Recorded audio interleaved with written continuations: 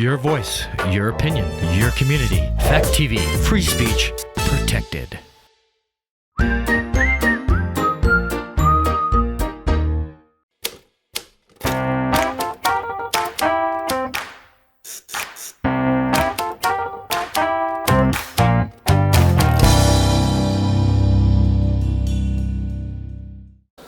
Community, it's Marty from Fact TV. I'm here with the 2021 Rockingham Select Board Candidate Spotlight, and today we're here with Jonathan Wright. So thanks, Jonathan, for joining us. Thank you, Marty. So you are no novice to Select Board and/or trustee. What made you decide to run again? I really enjoy the work. It's personally, it's appealing. And I see our community, and it's just one of the ways that I like to give back. I find that I think we should all give back to our community in some manner. Some people are volunteer firefighters. Some people work with our nonprofits in the community to help better things.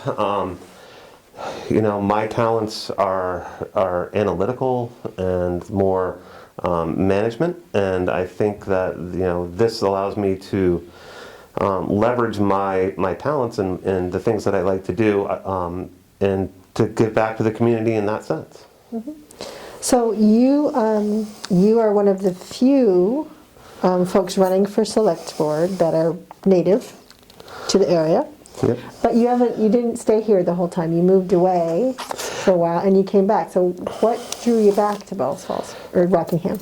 Or Windham County. Windham County. And all of it. All of the above. Well, I've gone away a couple of times, and I've always come back. And always coming back comes back to, this is my home. Mm-hmm. I'm a Green Mountain boy at heart. I grew up in Westminster. I went through the school system here. My parents are here. My family's here.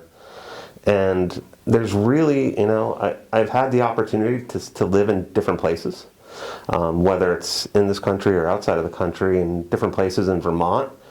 And when I moved back from Burlington, it was, I was looking for a softer landing, a quieter time, a less stressful place to be. And that seems, like this is a perfect fit for it. Mm-hmm. So you've also, when you moved back, that's when you opened Cafe 7? I was back for a year, doing my own thing, and in that year time, that's when I developed. I've always loved to cook, mm-hmm. And I've worked in and out of restaurants most of my adult life, even pre-adult. I was washing dishes at the Putney Inn when I was 15. So I liked that work. In that year when I got back, and I was doing, I was really working on a personal project. I was building a house for someone, and I developed that plan, and it kind of sunk into me, kind of like an earwig of a song. It was always in the back of my mind, kind of playing about how I wanted to do something a little bit different and to step out of my comfort zone. And I loved cooking, and I love the variety of food that we have for options here. And I developed that business plan, and was really lucky enough to have the opportunity, mm-hmm. For the space to become available at the right time, for my situation to be able to afford me the time to put into it for 2 years, for my wife to support me in that action. It's kudos to Karen. Yeah, those were great. Those were a great combination of things that allowed me to do that, and I was just really excited to be able to bring that to Bellows Falls, to add a little bit of variety to our small community downtown, and it really allowed me to express myself in a different way. Mm-hmm. It also gives you, so you had a local business, right? And one of the things on the select board, you facing supporting local business. So what do you see, what did you run into as challenges running a local business, and what do you see as the challenges that local businesses are facing now with COVID? Ooh. And how can the select board help them? Wow, that's a really hard question. A loaded right there. question. That's that's a multiple step question. Let's start. So I think when it comes to being, having run a small business in town, being right in the square, I didn't see a lot of negatives, really. Quite honestly, if your business plan is good, if your fundamentals are sound, and you work hard, you have a really good chance to succeed. I found that both the village boards and the town boards and the administration really try and help our business community here. So I was very appreciative of all the support I got from whether it was the select board and approving me and having that space and liking the idea of what I wanted to do there, through the administration and working with me and developing the lease and writing that, to the Rotary, not the Rotary Club, I'm sorry, the Chamber of Commerce and all the things that they help with the small businesses and for the promotion that they do for our downtown. That was unbelievable. And I appreciated it. I thought that's just such a good opportunity for our community to come together and support each other in that manner professionally. And there's so much interaction there. I made so many connections with other businesses and other totally outside of food industry. Working with different businesses and catering for them and getting to know their needs and all of that. It really was really important to me, and I think it showed with what I did there. Now, the loaded part of that question is post-COVID. Post-COVID, right? I would not have been able to keep my restaurant going. We lasted 2 years. With the business with Cafe 7. And that was, the only reason we stopped was we were at a transitional point. And I had promised my wife, I said that we're gonna give this a year. And we did it a year, and it was profitable, and we were doing well, and you can't give up on that, right? So we were doing it for one more year, and then after 2 years, it was a lot.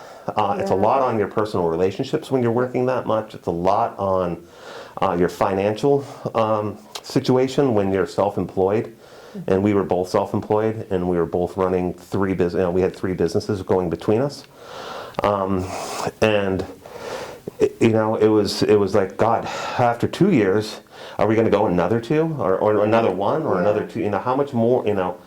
How much pain can one inflict upon oneself before you're like, all right. So that was, our lease was up and we needed to renew for another 2 years, and I just wasn't comfortable doing that. So that stopped. Had we not done that, and we had been operating when COVID hit, I personally don't know how we would have been able to survive financially with that business. Even with all the programs state and federally, it would have been very difficult, and every business that's in our community right now that is struggling to survive needs all of our support. How we can help on the select board is the loaded portion of that question, because I don't know that there's a lot that we can do financially for them. The town entity has restrictions. I think what we can do for them, however, is support them behind the scenes. Help them in any way possible getting permitting by the town to be able to do whatever they need to do to work in this post-COVID world. Like the outside dining for the restaurants, and moving, blocking off parking spaces to be able to expand that, to be able to allow them to be able to have that business when we couldn't eat indoors. Thought that was a great idea. It was great. It was awesome this summer. It was, and unfortunately, we're in Vermont and we can't do that year round, right? It's a little hard this time of year. It is a little hard, and it was. It was saddening to see, those restaurants then have to close back down, because so many of the places in town they'd gone through that cycle of being closed, and they had stuck it out, and then they'd open back up, and I know how hard it is financially to open back up and to get back in there, and they were probably just getting into their groove, and then they had to shut back down again. And it's I just want to be there. I want our community to be there for them as we start coming out of this, hopefully in the next couple months, as we start being able to relax some of our social barriers that we have right now. I think it's going to be important, and it's going to be strange, right? Yeah. After a year of being so isolated, but yet being so close to so many people, I see it. I see it at work. We're down. We cut the majority of our personnel is working from home, and I feel a little uncomfortable sometimes when I'm in big crowds now, and it's just because of what we've been through in the last year, and it's going to take a little bit of breaking that shell and coming back out of it, right? I think definitely. So there's going to be this new post-COVID, and meetings will go back to being in-person meetings and things. So what do you see as you've had some history with, was it 2 years ago, trustee? Was it 3 years ago? I lost the election in March from the board when I was rerunning again. Okay. So it was March 20, I think it was March. What do you see as some of the pertinent issues or challenges the select board is going to come to the select board now? I mean, I know there's the usual challenges, but do you see some what else? Well, there's a big difference in responsibility between the village trustee board and the select board, and there's a lot of confusion amongst our residents about responsibility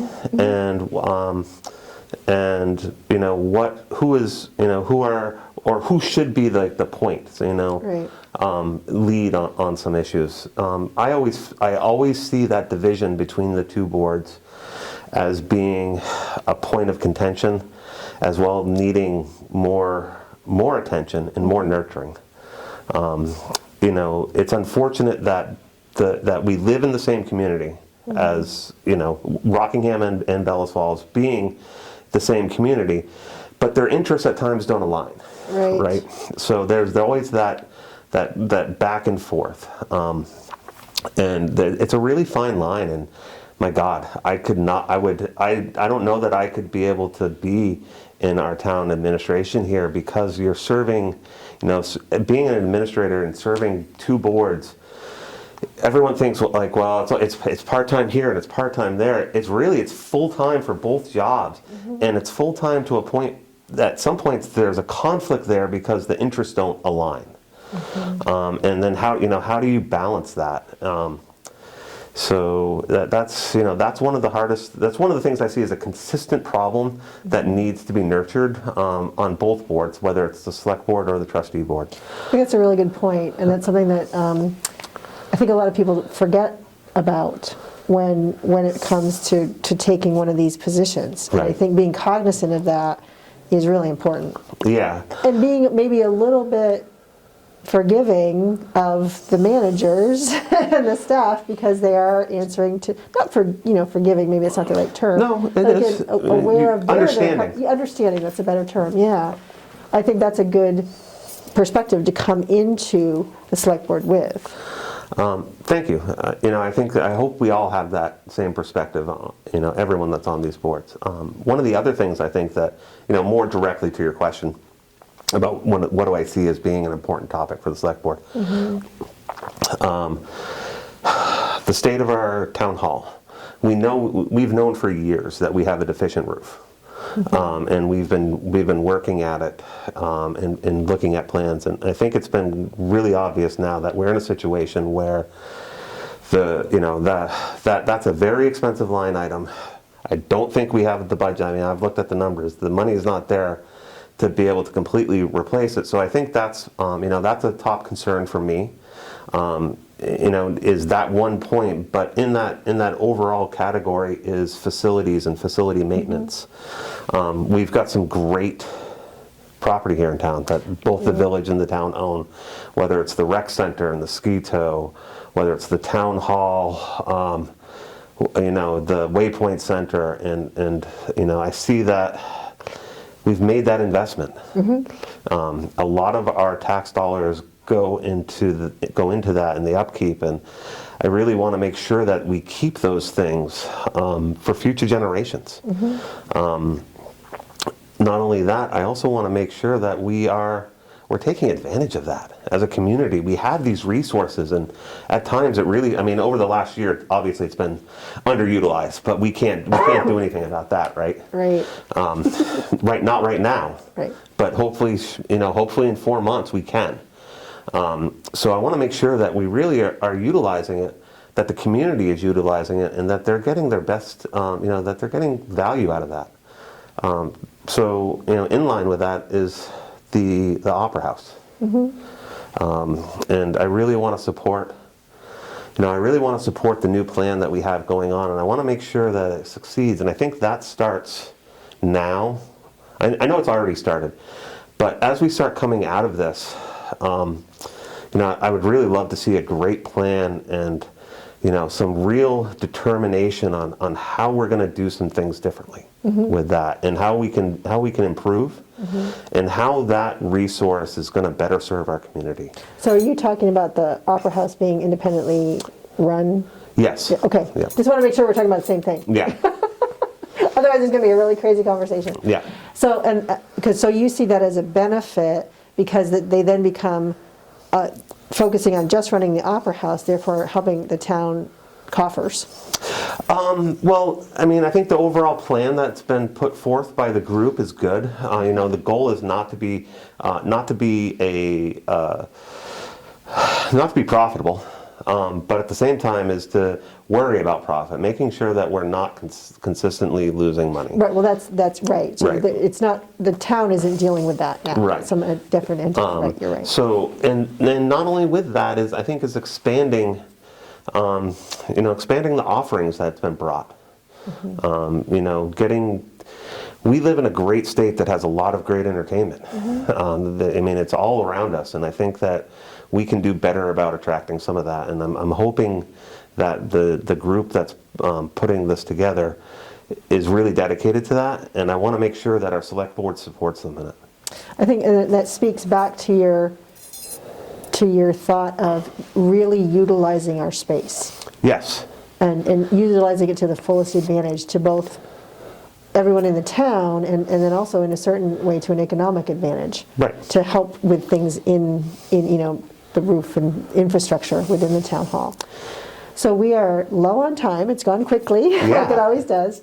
So as we leave the audience, is there one thing that you would want them to know about you going into the polls that day, when they see Jonathan Wright? One thing, or what do you stand for? What are your? I've always stood for accountability. I hold myself accountable to every constituent that I try and serve. I've always been available for anyone to call me, to email me, to ask questions. I do draw the line at sometimes. You don't like the midnight calls? No, I don't like the midnight calls getting yelled at. If you want to yell at me, let's do it during business hours or on a Saturday morning, please. And I'm good with that. I'm good with people disagreeing with my opinions. I like to be challenged because if I'm not being challenged on my reasoning, then I feel like the community isn't paying enough attention. And community engagement is the key in civics, and that's really what we're at. That's right. Awesome. So thank you so much. Welcome. Make sure, community, please, talking about community engagement, make sure you get out and vote. It's going to be easy this year. That's right. Right? Yep. It's going to be easy. Easy. Write in, mail in. Write in, mail in. There's going to be multiple opportunities. I believe we're going to be doing the drive-in again. So you can vote in person. You can vote safely in your car. You'll be able to mail your ballots in. The hardest part about this year is going to be the open town meeting, and that's the one meeting a year that I always love going to, is those meetings. And I'm a civics geek about that, because I love sitting there and I have the town report out and I'm reading. It's like I'm at a baseball game and I'm doing the numbers and popcorn. Yeah, you're making notes and you're really paying attention. It's going to be hard this year, but I encourage everyone to try and tune in as best they can, whether it's through Fact TV, whether it's through the internet. If we can do it safely in person, as you feel comfortable, stay engaged, stay involved. That's how our community grows and improves. Exactly. Thank you so much, Jonathan. Bye, community. Thank you.